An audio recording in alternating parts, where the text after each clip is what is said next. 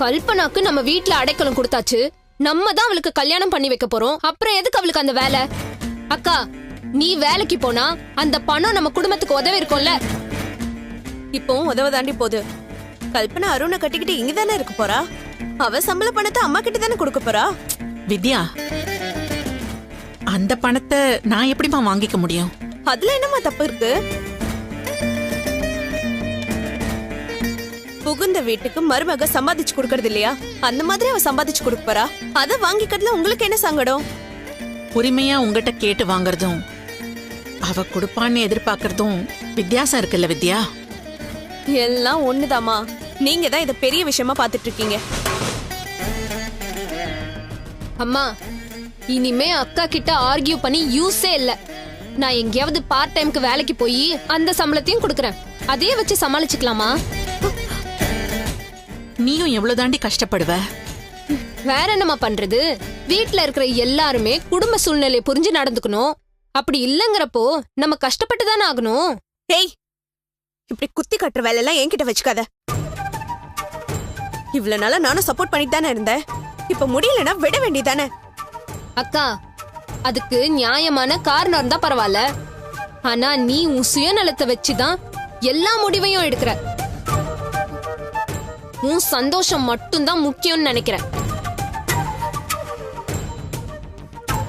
நீ ஒன்னும் தனியா இல்லக்கா, குடும்பத்தோட தான் இருக்க. குடும்பத்துக்கு எது நல்லதுங்கிறதையும் யோசிக்கணும். உனக்கு எது நல்லதுன்னு பார்த்து அதுக்கேத்த மாதிரி நடந்துக்க கூடாது. போதும், நிறுத்திரி. உன் வயசு என்ன, என் வயசு என்ன? எனக்கே அட்வைஸ் பண்ற அளவுக்கு பெரிய ஆள் ஆயிட்டிய நீ. நல்லது சொல்றதுக்கு வயசு வேணாம், நியாயம் எதுன்னு தெரிஞ்சா போதும். ஏய், இதுக்கு மேல ஏதாவது பேசுன வாய் மேலே போடுவேன். ஒரே ஒரு மாசம் பணம் கொடுத்துட்டு ஓவரா பேசுற. இவ்வளவு மாசம் நான் பணம் கொடுத்திருக்கேன். நான் எவ்வளவு பேசணும்? நீ அர்த்தமே இல்லாம கோவப்படுறக்கா. இப்ப கூட நான் எதுக்கு சொல்றேன்னு உனக்கு புரியவே இல்லல. எதையும் புரிஞ்சுக்க தெரியாத அளவுக்கு நான் ஒன்னும் முட்டாள் இல்லடி. இந்த குடும்பத்துக்கு என்ன செய்யணும்னு எனக்கு தெரியும். கிடைச்ச வேலையை விட்டு கொடுத்துட்ட. இனிமே புதுசா ஒரு வேலை தேடி சம்பாரிச்சு அப்புறம் கொடுக்க போறியா நீ? அக்கா, பசிக்கும் போதுதான் சாப்பாடு போடணும். வயிறு ஃபுல்லா இருக்கும் போது விருந்து கொடுக்கறது அபத்தம். ஏய், ஓவரா பேசாத சரியா? நான் ஒன்னும் ஓவரா பேசலக்கா. ஏய், நிறுத்துறீங்களா?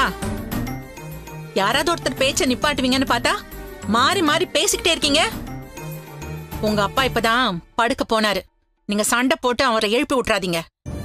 இந்த பண பிரச்சனைய நான் பாத்துக்கிறேன். சரி சரி, அவங்க வேலையை பாருங்க. போங்க போங்க. அம்மா, வர வர இவ லிமிட்ட தாண்டி பேசிட்டு இருக்கா. இவ்வளவு வாய் அடக்கி பேச சொல்லுங்க.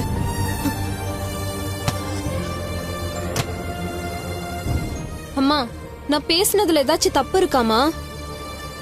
இல்லம்மா, நீ சரியாதான் பேசுன. அத புரிஞ்சுக்கிற பக்குவம் தான் அவளுக்கு இல்ல. அவளோட குணம் எல்லாருக்கும் தெரியும் தானே. அப்புறம் ஏன் அதை பத்தி பேசிக்கிட்டு? இந்தா, இத வச்சுக்கோ. கடைக்காரங்கிட்ட நான் அடுத்த மாசம் தரேன்னு சொல்லிக்கிறேன். போ. மா, வேணாமா, நான் தான் பாத்துக்கிறேன்னு சொன்னேன்ல. முதல்ல அவருக்கு செட்டில் பண்ணுங்க. சரி, நான் வரேம்மா. பாய்மா. ஏ